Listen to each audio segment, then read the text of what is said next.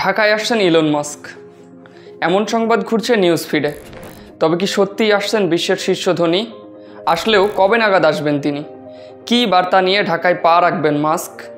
Starlink নিয়ে নতুন কোনো সুখবর পাবে বাংলাদেশ, নাকি কথা হবে স্পেস নিয়ে?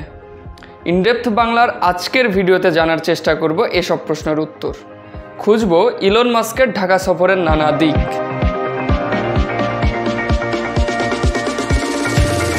2025 সালের এপ্রিল মাসে ঢাকায় অনুষ্ঠিত হতে যাচ্ছে আন্তর্জাতিক বিনিয়োগ সম্মেলন। বিশ্বের নামি দামি সব বিনিয়োগকারীদের এমন মিলন মেলার উদ্যোগ নিয়েছে বাংলাদেশ। সেই সম্মেলনেই যোগ দিতে ঢাকায় আসার সম্ভাবনা রয়েছে ব্যবসায়িক টাইকুন ইলন মাস্কের। ইলন মাস্কের ঢাকা আসা নিয়ে নিশ্চিত করে কিছু বলা না গেলেও একাধিক সূত্র জানিয়েছে ইলন মাস্কের উপস্থিতি নিয়ে খুবই আশাবাদী অন্তর্বর্তী সরকার। এরই মধ্যে মাস্কের জ্যেষ্ঠ নিরাপত্তা উপদেষ্টা ঢাকা ঘুরে গিয়েছেন।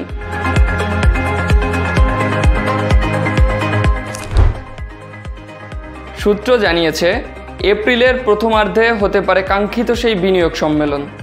3 দিনের সূচি এবং অতিথি তালিকা প্রস্তাব করে এরই মধ্যে প্রস্তুতিও শুরু হয়েছে। দেশে বা বিদেশের কোনো কর্মসূচি যাতে অন্তর্বর্তী সরকারের প্রধান উপদেষ্টা নোবেল বিজয়ী ডক্টর মোহাম্মদ ইউনূসের বিনিয়োগ সম্মেলন সূচি বিঘ্নিত না করে, সে কারণে আগেভাগেই বিষয়টি তার বিবেচনায় উপস্থাপনও করা হয়েছে।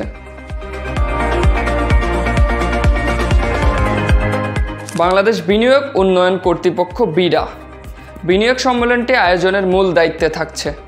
তবে পুরো সরকার তথা প্রশাসন যন্ত্র এই মেগা ইভেন্ট বাস্তবায়নে যুক্ত হবে বলে জানিয়েছেন সংশ্লিষ্টরা। তাদের দাবি, এপ্রিলের প্রথমার্ধকে টার্গেট করে 53 বছরের ইতিহাসের সেরা বিনিয়োগ সম্মেলনটির প্রস্তুতি এগিয়ে চলছে। প্রস্তাবিত তারিখ কিংবা কাছাকাছি সময়ে সম্মেলনটি হবে বলে ধারণা মিলছে।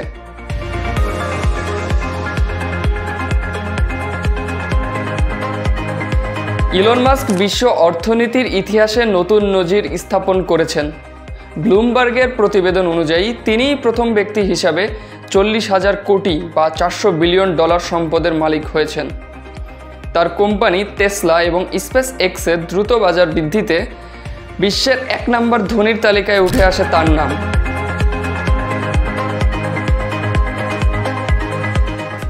এদিকে ঢাকার বিনিয়োগ সম্মেলনে আমন্ত্রণ জানানোর টার্গেট তালিকায় রয়েছেন বিশ্বের ধনী ব্যক্তিরা।